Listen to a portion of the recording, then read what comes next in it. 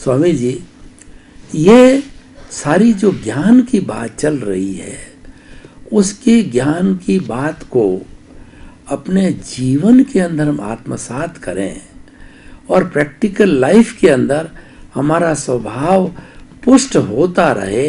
हर श्वास के साथ जो है हम चिंतन करते रहें आपके कुदरत के कानून का और आपके सनातन सत्य का, इन दोनों का सहारा लेकर के इसको हम एक श्वासमय कर दें और हमें कभी विस्मृति न हो। मैं क्या कहना चाहता हूँ कि हमारी प्रतीति तो आपने करवा दी कि तुम शुद्ध आत्मा हो, हमें ज्ञान दे करके, और उसके बाद के अंदर हमें जागृति भी करा दी कि आप इस रास्ता भी दे दिया कि आप कुदरत के कानून पे चलो, आप सनातन सत्य के कानून पे चलो, तो आपको स्वभाव की प्राप्ति हो जाएगी, स्वभाव में श्रवण करने लग जाओगे, यानी अनुभव में, यानी आप अपने तीनों ही घाती कर्मों को तोड़ करके और आप जो आगे बढ़ते जाओगे और आपका अनुभव ज्यों ज्यों 360 डिग्री पर पहुंच जाएगा तो आपको सूर्य का जो आलोक जो हो जाएगा।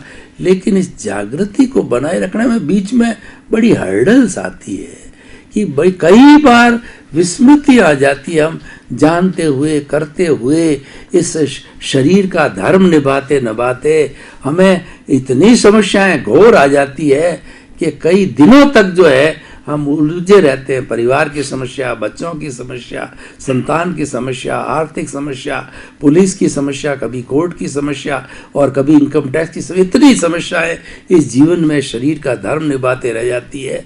तो उसके अंदर किस तरीके से हमारी जागृति बिल्कुल अफेक्टेड ना हो, वो थोड़ा आप हमें बताइए। धन्यवाद प्रश्न के लिए। मैं कई सालों से देख रहा हूँ और कई सालों से मैं ये बात सुन रहा हूँ कि हम अपने जीवन में शारीरिक परिस्थितियों को तोड़ के, शारीरिक परिस्थितियों से मुक्त होकर आगे कैसे बढ़ सकते हैं। मैं संक्षिप्त में बताऊंगा समय की मर्यादा के अधीन।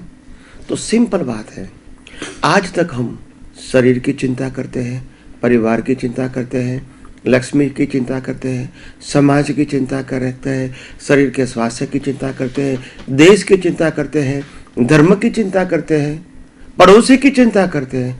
हम कभी आत्मा की चिंता नहीं करते हैं, क्योंकि हमने आत्मा को तो लास्ट में रखा है। अनुभव आत्मा को करना है, चिंता ये सबकी करनी है। अनुभव आत्मा करना है, वेट यहां देना है। Use the common sense. आपको जो पाना है वह फोकस करना पड़ेगा।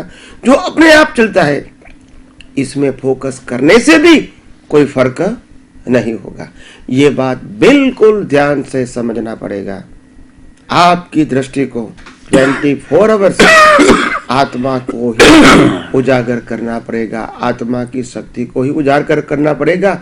और जो पूरा संसार है वो कुदरती रचना के रूप में ही मन वचन काया से चलता है और चलता रहेगा। उसमें मेरे पास कोई भी प्रकार की फ्रीडम नहीं है।